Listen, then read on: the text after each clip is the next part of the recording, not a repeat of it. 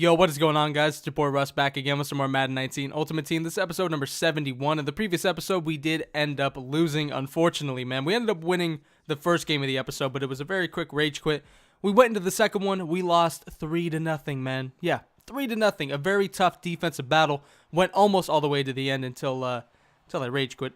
Oh, well. I mean, it was over at that point anyway. No timeouts left, or we had one timeout. We wouldn't have been able to stop the clock. The guy was kneeling. I ended up quitting just out of pure frustration. I'm going to try not to do that anymore just so I get through the entire game. There's no point in me quitting late in the fourth, especially if I'm going to edit it into a video. I don't know. I'm just retarded. Whatever. We ended up quitting that game. Going into this one, obviously, we're trying to bounce back. We've actually lost 2 of our last 3 games, man. And with, the team just constantly being upgraded, we've actually gone on pretty good win streaks. Obviously, the losses have mainly come in like house rules and stuff like that. This is just season. So, right now it's a lot easier than, weekend league or house rules. It just seems like seasons is a lot easier. You get a lot of people just matching up with you that are in lower tiers for some reason. Is right there, Doug Baldwin. We don't see him do that very much, man. I say it time and time again. Doug is our best receiver. Just bounces off his fucking head right there. I don't even know. It's a perfect playmaker. He was wide. Just ends up dropping it right here. Todd Gurley on 4th and 2 does end up converting. Just kind of rerouted himself. O-line gave us tons of time. And then on 1st and 10 right here, we catch him over top with VANCE MCDONALD. Man, he is a underrated tight end. As I think, was that Jamal Adams he burned?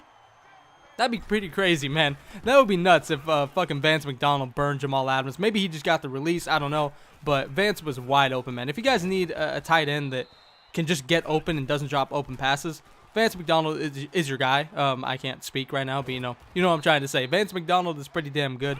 He can take a hit sometimes. I think he did fumble the first game we used him, but since then, I don't believe he's fumbled. But he's played pretty damn good for us, man. I like him. When we end up moving into the backup role, I think he'll be perfect there. Right now, we're kind of using him as our glorified starter with Calvin Johnson not being able to run block. Vance is out there a lot of the time. We'll upgrade the tight end, I promise. But right here on our first defensive drive, 3rd and 12. Takes a shot downfield. Luckily, I believe that was Stephon Gilmore and maybe Brian Dawkins ended up breaking that one up. But it does make it 4th and 12, and this guy does end up punting. So a pretty damn good start on offense and defense as his punt ends up going inside the 10-yard line or just inside the 10. It says at the 10, but it was a good punt. I just didn't end up fielding it. I've been coming out in regular defense for some reason on punt returns. I don't know why. I don't know, but it ends up fucking me most of the time. I'm going to stop doing that. But right here, Todd Gurley, spin move back inside, does end up getting us a couple extra yards on a little flat route. 1st and 10, we find Jerry Rice wide open underneath, and if he would just kept with Jerry Rice, he's not the fastest receiver. He would have had him as we one cut inside, and we end up getting way more on that play than we probably should have. Only a 2-yard pass ends up being like a 30, 40-yard completion by Jerry Rice with like 89, 90 speed. Not much, man. It's right here. I remember that play. I playmakered outside, or I didn't playmaker outside. I ended up pass leading outside. That was done by me, but luckily on the next play, 2nd and 10, we do end up finding the first down, and we find Tyler Lockett for the first. I said that really weird. We found Tyler Lockett for the first down. That's all that matters. 2nd and 13, Otto Graham looking, finding Todd Gurley out the backfield. That was, I don't know. That was very futile. I think, did we lose yards on that play? I don't even know. Bottom line, it wasn't a good play. It's 3rd and 12. We find Todd Gurley once again, man. That card, he gets open in the passing game, man, especially since I don't key on my running back a lot. I look at my receivers most of the time, so when I do throw to my running back, probably catches some of my opponents off guard, and right there we were able to do it. 1st and goal, we have to throw it away. 2nd and goal, we find a path to the end zone, but there was one guy there, and he ends up stopping us with, I believe that was Arenas Williams. 3rd and goal, we do get stuffed again. I thought we got in. I thought we were about to truck through that dude, but no, we just got plastered, fucking stood right up with Todd Gurley. It doesn't happen very often, but unfortunately, it happened there. We do have to go ahead and settle for 3 as Desmond King, that 5'10" fucking slot corner, making a hit right there. I like it. 2nd and 10. He does end up looking in the pocket for way too long and does end up getting sacked by Alan Page. 3rd and 16, looking again, finding the out route and gets the first down. Desmond King can lay the hits, but for some reason cannot break up a pass that's right over his head. Got to be that he's 5'10". I don't even know. Apparently, there's a height threshold. I think it might be 6'1". I mean, most of the time I like my corners being tall anyway. But Desmond King, I definitely can see some passes going over his head, rewatching these gameplays. It's right there. 4 verts, does go with the tight end. We man up Jamal Adams on him. There was just no chance he was getting that. 3rd and 4, rolling all the way out and throws it across his body. And it's complete to Odell Beckham Jr. Fuck, I hate plays like that, man. If I would have covered that a tiny bit better with my user, I would have had the pick. I just didn't think he was going to be able to make that throw. He had like 3 people bearing down on him in the backfield. Didn't look like he was going to be able to get it, but unfortunately he did, and that ends up leading to a field goal. He actually ends up getting a pretty decent run with Saquon Barkley, puts him inside the 30, and he ends up taking his 3 before half to make it a one-score game. That's definitely not how I saw ourselves going into this half. But you know what? Going into half, up by 7 points, I can't really complain. I mean, honestly, even if he does get the ball, coming out of half, I have a lot of confidence in my defense. We gave up 3 points last game, man. At max, we gave up 9.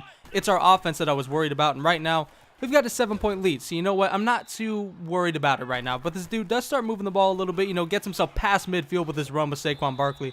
Saquon starts to, tear me up a bit, man. He starts to run with him a little bit more. We do start to see John Randall, get a little bit of block shed right there. That card's beastly, man. It took a bit for him to, kind of do some stuff. Like, honestly, when we first got him, John Randall didn't do shit. But recently, he's been going off. Really stopping the run well is right there. I believe he's right there again. Oh, no, that's McClendon and Reggie White. McClendon's our backup. He actually doesn't end up being on the team for that long. As Stephon Gilmore comes up with the interception, man. Stephon Gilmore just continues to get these clutch picks as we do end up getting the ball back on the 29-yard line in the third quarter with 1:20 up 7. Honestly, we could be in a lot worse position as right there we get a glitchy-ass catch. I'm just going to, you know what, we'll just say that I got bailed out completely and it was just bad. I think I lobbed it up. I knew it was a bad read. Like, anytime I just lob it up when it looks like it's in coverage, it's basically I panic, read that button, and I see him open for a second, then I try to stop. Instead, I just lob it. We get away with it. You know what? All you can do is just, just admit you got bullshit and move on. And right now, we're inside the 10-yard line with Calvin Johnson at the 6 now, 2nd and 4. We do run a play action. I'm looking for somebody short, and there's just nobody. I should have probably high-pointed it. Instead, I go to Lorenzo Neal, and Lorenzo Neal ain't going to catch shit. 3rd and 4. We go to the back of the end zone. Calvin Johnson cannot make the catch, man. Can't make the high point. That was just not the right way to run a high point. I've learned recently from just watching, I've been watching more Madden YouTubers, seeing what type of plays they run, what type of money plays they got. Because honestly, my goal line offense is shit, man. But I've been watching a lot more Madden YouTubers recently, just seeing what they do. I know curls in the back of the end zone with tall receivers is something that is very popular. I might have to start doing that because my goal line offense, like I said, complete garbage, man. Have no fucking faith in it. But right now, we do regain our 2-score lead, up 13-3. 3 minutes left. I'm not too worried. Like I said, just pretty much this whole game, I felt like I've been in control. So I'm not too worried about him, really doing anything because I know right now I have to force him to pass as he gets a really lucky completion, man. We manned up Jamal Adams. Unfortunately, he was a little bit behind. Got the catch, but right there, John Randall. Like I said, man, that card plays like a beast. Got himself a sack right there and then just throw right at me, man. Why the fuck not? I mean, that was literally thrown right at me. He ran 4 verts, keyed the tight end immediately. There was really not anything else for him to go to. The seam route I had manned up. So 2 minutes and 13 seconds left in the fourth quarter. He does end up bailing down 10. So thank God we end up bouncing back with a win, man. Like I said, if I did not say it earlier, we've lost 2 out of our last 3 games until this one, and the win we had was a really quick rage quit. So none were really that satisfying, in the past couple of episodes, man. But thank God we get a real win. You guys can see this season has not gone all that well. 1-3 we will be 3-3 now, but we were 2-3 going into that game. This season kind of got screwed by a couple of bad games. But you know what? It is what it is. I hope you guys enjoyed that. The season, not gone well. But anyway, hope you guys enjoyed the episode. Be sure to look out for the next one. And as always, I'm out. Peace.